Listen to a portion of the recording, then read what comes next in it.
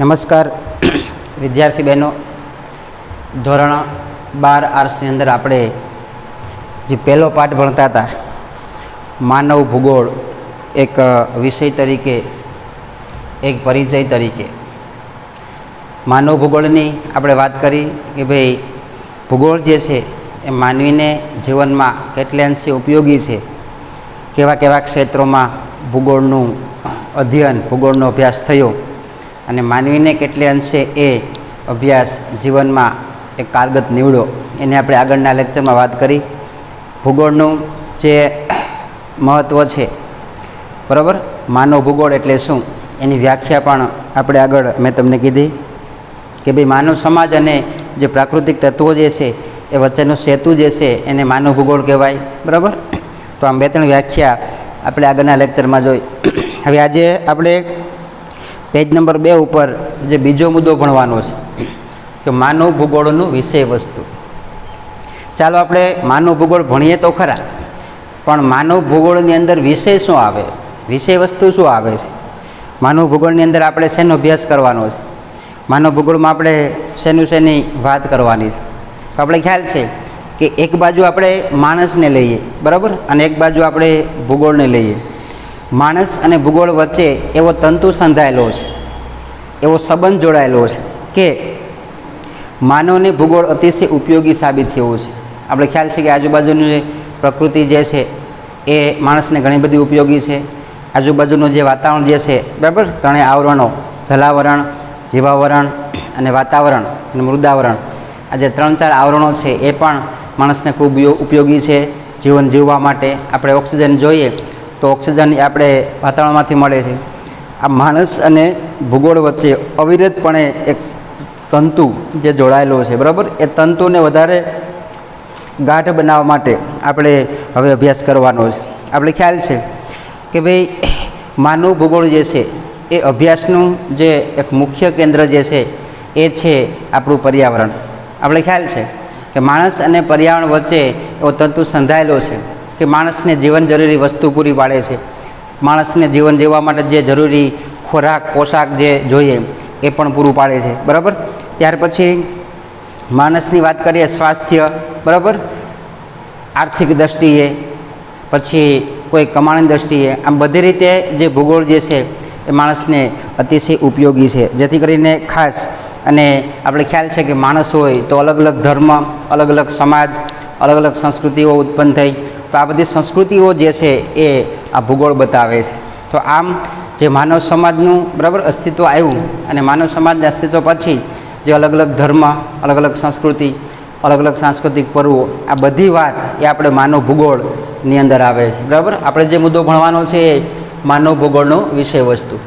આ માનવ ભૂગોળનો સમગ્ર અભ્યાસ કર્યા પછી જે એક અમેરિકન વૈજ્ઞાનિક છે, ફ્રિન્સ અને ટેવાર, યાદ રાખજો, બરાબર, બે જે છે, બરાબર,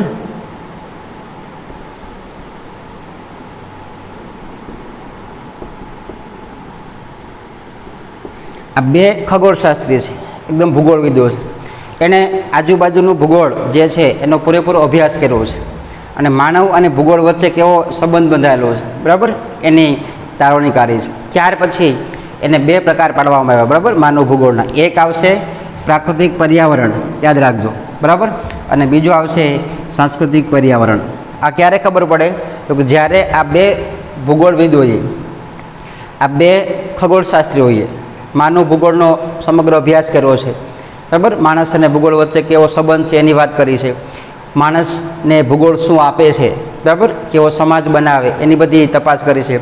ત્યાર પછી એને 2 પ્રકાર પાડવામાં આવ્યા છે. એક પ્રકાર જે છે પ્રાકૃતિક પર્યાવરણ અને એક પ્રકાર જે છે સાંસ્કૃતિક પર્યાવરણ. બરાબર, મેન મુદ્દો આપણો કે છે માનવ ભૂગોળ.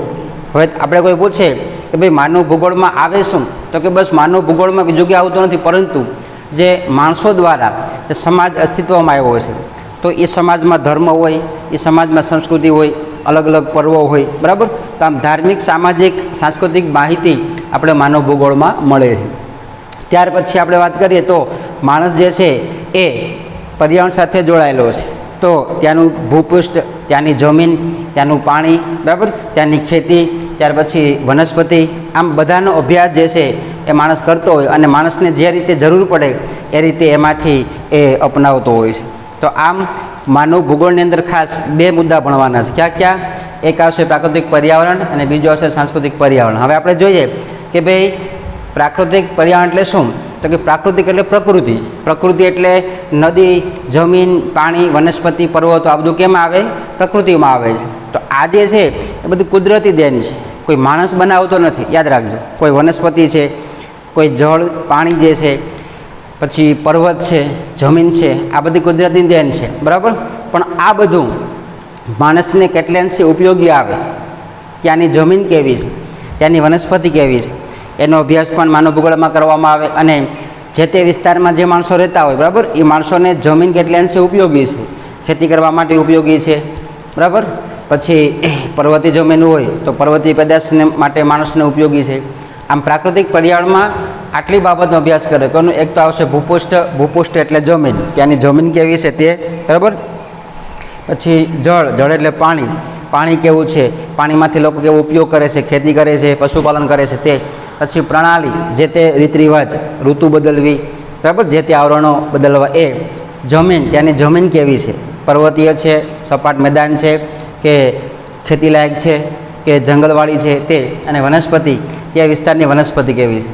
આમ પ્રાકૃતિક પર્યાવરણમાં આવા, બરાબર. ત્યાર પછી ખનિજો, જે તે જમીનમાં કે પૃથ્વીના પેટાળમાં ક્યાં ક્યાં ખનિજો નીકળે છે, એ ખનિજોમાંથી માણસ કઈ રીતે આવક મેળવે છે, એની બાબત પણ જોવામાં આવે. પછી આબોહવા, જે તે વિસ્તારની આબોહવા કેવી છે, બરાબર. 3 ઋતુ આવે, 2 ઋતુ આવે. આમ સમગ્ર જે પ્રકૃતિ જે છે, સમગ્ર જે કુદરતી નૈસર્ગિક વાતાવરણ જે છે એનો સમગ્ર અભ્યાસ કરી અને એ અભ્યાસ પ્રાકૃતિક પર્યાવરણમાં આપણે જાણી શકીએ. પહેલો મુદ્દો આ થયો, બરાબર. બીજો મુદ્દો જે છે સાંસ્કૃતિક પર્યાવરણ, કે ભાઈ જે તે વિસ્તારમાં વસ્તી કેવી છે, કેવા કેવા માણસો રહે છે, બરાબર. એટલે વસ્તીનો પણ આપણે આંકડો લેવો પડે. પછી વસાહતો. વસાહતો કેવી છે, ગ્રામીણ વસાહતો છે, શહેરી વસાહતો છે, સામાન્ય ઝૂંપડપટ્ટી છે, બરાબર, એને વસાહતો કહેવાય. એનો પણ અભ્યાસ કરવામાં આવે. પછી કૃષિ. કૃષિ એટલે ખેતી, ત્યાંની ભાઈ ખેતી કેવી છે, લોકો કેવા કેવા પાક લે છે, કેવી કેવી બાગાયતી ખેતી કરે છે, લોકો કૃષિની અંદર કઈ રીતે સફળતા મેળવે છે, એ બધું. ઉદ્યોગો, જે તે વિસ્તારમાં કેવા ઉદ્યોગો છે, ગૃહ ઉદ્યોગો છે, સામાન્ય છે કે મોટા પાયાના ઉદ્યોગો છે, એની પણ માહિતી લેવામાં આવે. પરિવહન. પરિવહન એટલે વાહનની અવર જવર, બરાબર. ઉદ્યોગો હોય તો ત્યાં પરિવહનની સગવડ પણ હોવી જોઈએ. એટલે રોડ રસ્તા કેવા છે, વાહનની સગવડ કેવી છે, બરાબર. કોઈ પણ ખેતી હોય કે ઉદ્યોગો હોય, એને કાચો માલ પૂરો પાડવા માટે પરિવહન જોઈએ, વાહન જોઈએ. વાહન વિના કોઈ માલ આપણે લાવી શકતા નથી, એની વ્યવસ્થા કેવી છે. પછી દૂરસંચાર. દૂરસંચાર એટલે આ બધું મીડિયા, બરાબર, ટેલિફોન ને, ટીવી ને, બરાબર, જે મોબાઈલના હોય તે, બરાબર, એનો પણ સગવડ કહેવાય. કેમ કે અમુક વસ્તુ ક્યાંક મગાવ્યું હોય તો આપણે ફોન કરીને પણ જોઈ શકાય. એટલે ખાસ Doordarshan, TV, mobile phone, computer એને દૂરસંચાર કહેવાય. પછી વ્યાપાર. જે તે વિસ્તારમાં કેવો વ્યાપાર છે, એ વ્યાપારમાં કેટલા માણસો સંકળાયેલા છે, આ બધી માહિતી જે છે કેમાં આવે? સાંસ્કૃતિક પર્યાવરણમાં આવે છે, બરાબર. મેન મુદ્દો કયો છે આપણે? માનવ ભૂગોળનું વિષય વસ્તુ. યાદ રાખજો, ભૂગોળ ખરું, પણ કેવું ભૂગોળ? માનવ ભૂગોળ. તો માનવ ભૂગોળની અંદર આ 2 મુદ્દા જોવામાં આવે. એક આવશે પ્રાકૃતિક પર્યાવરણ, બરાબર, ત્યાંની જમીન, પાણી, રીતિ રિવાજ, વનસ્પતિ, ખનિજો, આબોહવા કેવા છે, કેટલા અંશે માણસોને ઉપયોગી છે. બીજું સાંસ્કૃતિક પર્યાવરણ, કે વસ્તી, વસાહતો, કૃષિ, ઉદ્યોગો, પરિવહન, દૂરસંચાર કે વ્યાપાર ત્યાંના કેવા છે, એમાં કેટલા લોકો જોડાયેલા છે. આ બધી બાબતનો અભ્યાસ કેમાં આવે? માનવ ભૂગોળના વિષય વસ્તુમાં. ખાસ યાદ રાખજો, બરાબર. તો આજે આપણે આ મુદ્દો જોવાનો છે, બરાબર. તો ખાસ હવે તમે બધાય મુદ્દામાં ધ્યાન રાખજો.